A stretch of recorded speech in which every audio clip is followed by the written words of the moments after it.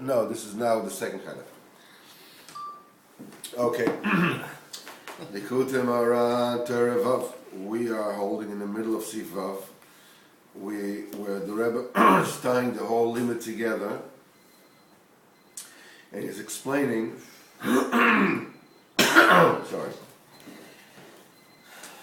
How this entire Mahalach of the Torah is alluded to in this fantastic story of Rav Rabban Chana. So he says, I saw these Chachamim. I saw geese, which is Merabes to Chachamim, and that they're with droopy feathers, the Shmitten Gadfayu.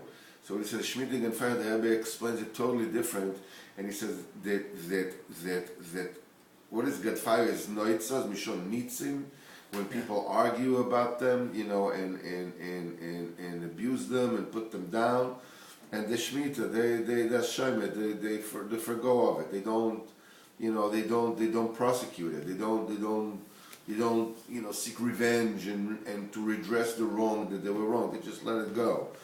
This is the Shemitah. This is Shmot Kol Masha Masha Yodin. The Shemitah. That he will not, try to redress how he was wrong, his insult. What he said, Mishmanayu, that the why were the feathers? Did they drop their feathers? The feathers were drooped, which means why did they drop their case, so to speak, and didn't pursue it? Because of Shmanayu, because of Mishmanayu, because of their fat. Mishon Shamanta Vavita, you're fat, you've coarsened, now you became rich, you don't care about nobody, you think you deserve everything. There's a famous story with one of the Talmidim of the Maggid of Mezrich, who was very wealthy. And he was highly gayid. He used to eat bread and drink water, that's it. And he was a rich man. So the Maggid told him, you have to eat meat and drink wine every single day. When he went away, the Talmid of the Maggid, whoa, finally you have a rich guy, that doesn't partake of this world, so he said, if he will eat meat and drink wine every day, he will realize that the poor person has to eat bread and at least eat bread and drink water every day. But if he eats bread and drinks water every day, he'll figure that the poor person can eat stones. He should be eating stones. So he says, no, let them eat meat and drink this. So at least he understands that the poor person needs to eat bread and drink water. Because he says, Shamanta Vita, you became fat, now you hold yourself Mr. Big. Because they hold themselves, that I have, Vayishman, Yeshurun, Vayivat. Because the Baruch Hu said, Yeshurun, which is Am Yisrael, they became fat, and then they kicked all the admonitions that the Nevi'im were admonishing them. Hey, what you doing? Leave me alone. This is called Vayishman, Yeshurun, Vayivat. Yeshurun got fat, and he just kicked any kind of musar, any kind of Mishon b'vchinat Shamanta Avita. He says Kasita Vito Shel Eloha Oso v'Yinabel Tzur Yishuato. This is what in Dvarim. Yeah. In Dvarim it is said. Vayishman, Yeshurun, Vayivat. I'm not exactly sure how to, because it's very difficult to translate that. Let me see if I have here. All right,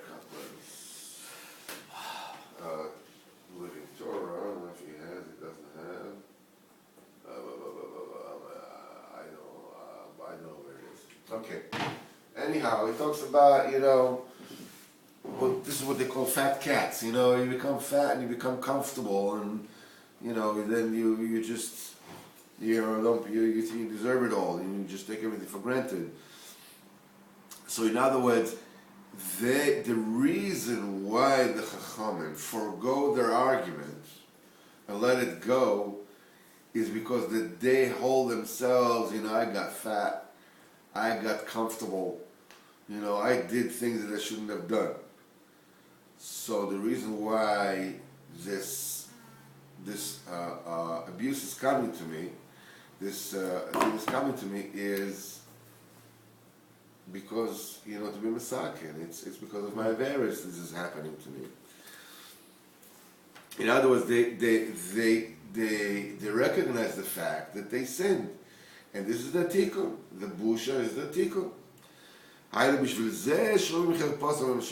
In other words, for this, that's the reason why they listen to their shame and they don't answer. It's not that they're not masochists. They're not people that like to be humiliated. But they realize, it's better they get me in this world and get me in the next world. It's a kind of a... They're doing it for tshuva on their averis. As we said, is in Yeshua got fat and he kicked. So that's the reason why they accepted him. When we talk about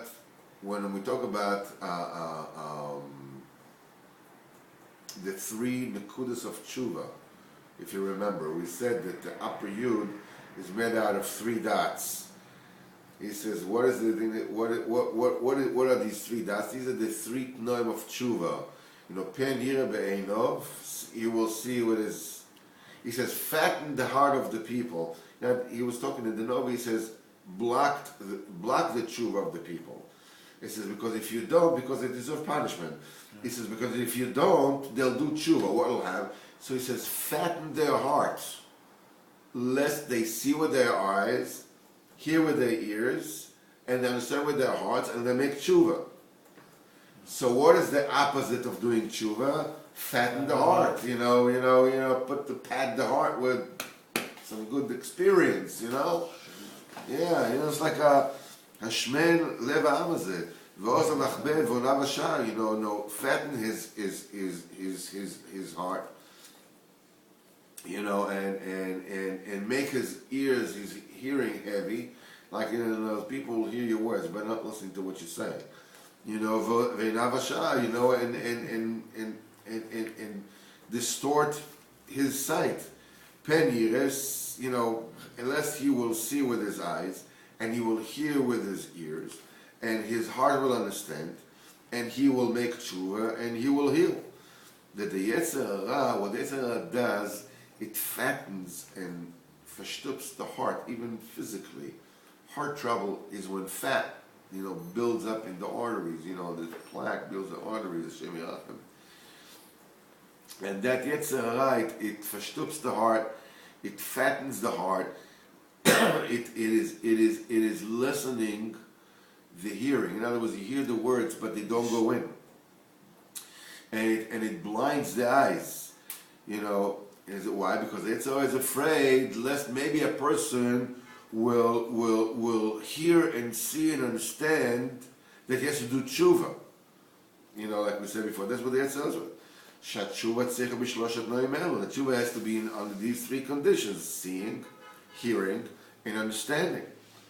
And since these chachamim that we refer to them as geese here, they understand the fact that their heart was fat and plugged up, and their eyes and their ears were plugged up and shut. That's the reason why they sinned. That's the reason why they're accepting the bizyonis and they're keeping quiet. Why? So there should be zeicha to tshuva, which is proper sight, proper hearing, and proper understanding.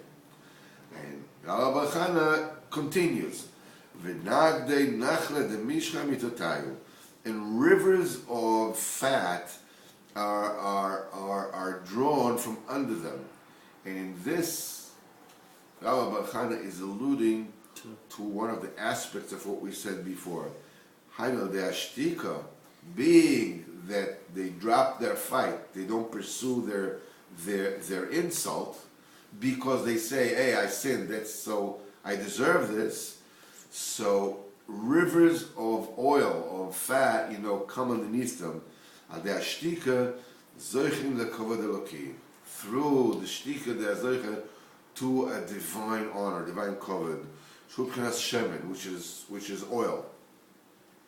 As it is said in Tehillim, how do we know that this is, that when the Kodesh Baruch Hu gives you kavod, his kavod is called shemen, called oil. It says, Ahavta tzedek, you loved justice. Vatisna resha, this is talking about David HaMelech. You loved justice and you hated wickedness. Al ken mashkecha elokim elokecha shemen sasom mechaverecha. That's why Hashem has anointed you, a joyous oil from your friends. That's why, from your peers. Hashem made you melech. Hashem gave you his kavod. How and what is the euphemism we're using for kavod? Shemen saso, takan shemen. So he says, because they dropped their fight and they accepted their lot for tshuva, so rivers of oil came from it. In other words, they got kavod, the kavod Elokim. So you see that anybody who loves justice and does tshuva, he is zoiche to an anointment of shemen, of oil, shemen Elokim. And anointment of oil, this alludes to gdula, to greatness and to kavod. Because, through anointment with oil, this is how, they used to anoint kings. This is how kings became. V'zeh melech hakavod, the melech of the kavod. And this is what is alluded to, that a melech that is anointed in the oil receives a kavod Elokim, a divine honor. So you see, that's why we see that anybody who does tshuva is zoiche to greatness, to true greatness, to divine greatness, which is shemen, which is alludes to kavod Elokim. We'll stop here. Shabbos. It's funny that people are watching this. In the very beginning of they see this, this hairy arm coming with big knuckle.